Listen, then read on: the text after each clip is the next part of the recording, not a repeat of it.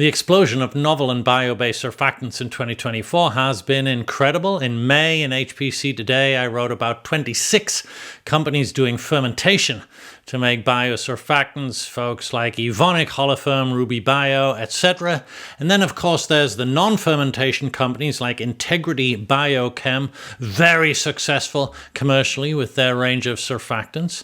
And then there are folks with quite novel supply chains. I'm thinking particularly of Café Bueno, a Danish company using upcycled coffee grounds, doing some great work there. And finally, folks with totally novel concepts. Spherulos from New Zealand with those coated spheres, and Econic from the UK using carbon capture, CO2 capture to incorporate into surfactants. So there's a heck of a lot going on during the year with novel and bio-based products. There is a war on EO being played out in the press, and there's a lot of chatter, a lot of noise around this. As you know, the EPA earlier in 24 came down hard on emitters of ethylene oxide facilities which process, use and store EO. And of course, the continuing pressure on dioxane from the state laws in New York and California, and the proposed German regulation, which would become an EU law potentially limiting dioxane concentration in surfactants themselves to 1 ppm, is also going to affect in a big way the use of ethoxylated products. So a lot of activity here. Got to keep an eye on it and work with your trade associations, especially the ACI and the ACC.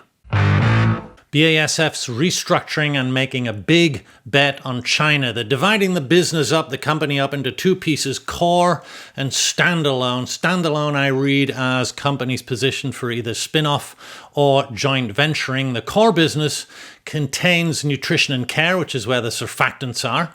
China is a big deal. They're investing 10 billion euros there in the new Xinjiang Verbund. And they're relying on that, projecting it to generate a 25% EBITDA margin on sales of around 4 to 5 billion euros. That is a considerably higher EBITDA margin than they've managed in the past. So we'll see how that does. Part of that investment includes 215,000 tons per year capacity for non-ionic surfactants in China.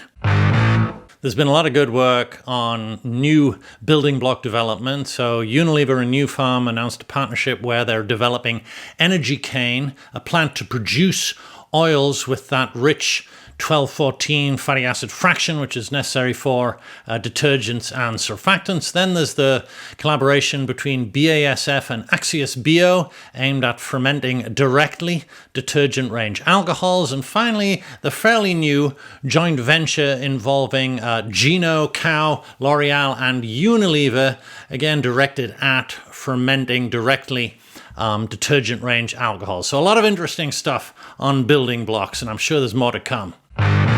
More real sustainability in terms of product carbon footprint, biomass balance, and supply chain transparency. Hopefully, with these three things, we're going to get a lot less of this hand-waving around if it's green, if it's sustainable, if it's renewable. Just show me the product carbon footprint, lay out the supply chain, and let's see how it stacks up. And most importantly, does it stack up in terms of scale and cost? And finally, an honorable mention goes to the transformative use of artificial intelligence in surfactant formulation, design, and development, a field currently led, in my opinion, by Potion AI, doing some great work. If you're not using their formulation tool already, you should be. That's it from me. Happy New Year 2025. I look forward to talking to you all again in the new year. Thanks again for listening.